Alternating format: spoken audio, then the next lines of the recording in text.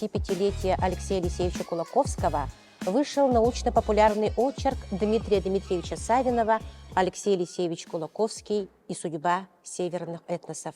В этой маленькой книге очень большой и содержательный диалог с читателем, где Дмитрий Дмитриевич Савинов, доктор биологических наук, человек, который давно болеет, как он здесь пишет в предисловии, творчеством Алексея Алексеевича Кулаковского, раскрывает перед читателем Ексюкуляха как талантливейшего дипломата своего времени, который посвятил немало сил на защиту прав коренных народов Севера.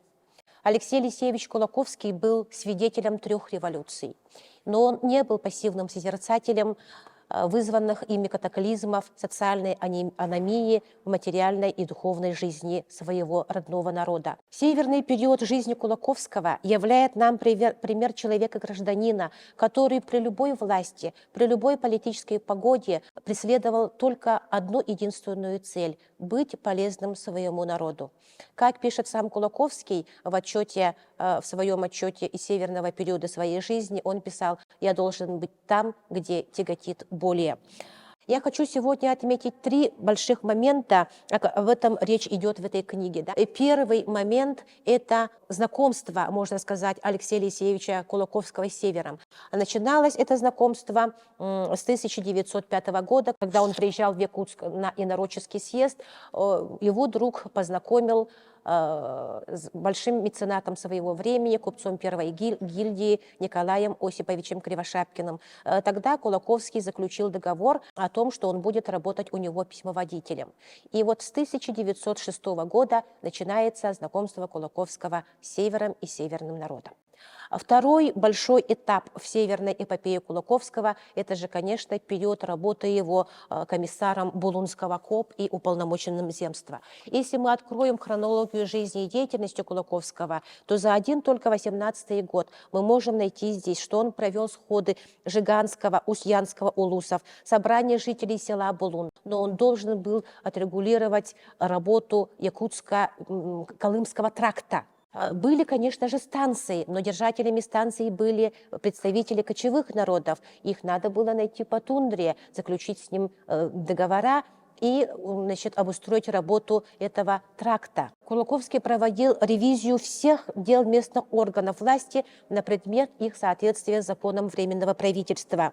Он пишет ходатайство комиссару Соловьеву о возмещении убытков пострадавшим от наводнения устьев Яны и набегов диких оленей. Для этого посчитал убыток каждого жителя Устьянского улуса и многое-многое другое.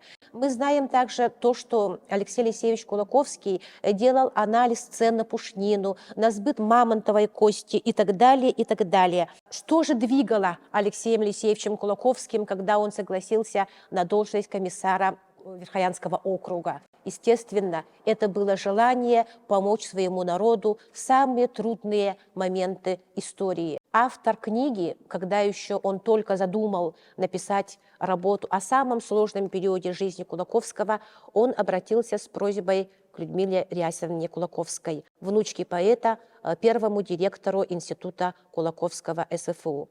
Людмила Рясовна дала Дмитрию Дмитриевичу 25 объемных папок с архивными документами, которые проливают свет на северный период жизни Кулаковского. Итак, здесь было все. От времен работы учебы Кулаковского в реальном училище до последних дней его жизни в Москве. Я думаю, что работа Дмитрия Дмитриевича Савинова, этот необычайно живой и очень интересный научно-популярный очерк, будет интересен всем, кто обращается к гениальному имени, гениальной персоне Алексея Алексеевича Кулаковского. Ексюкулях Алексей.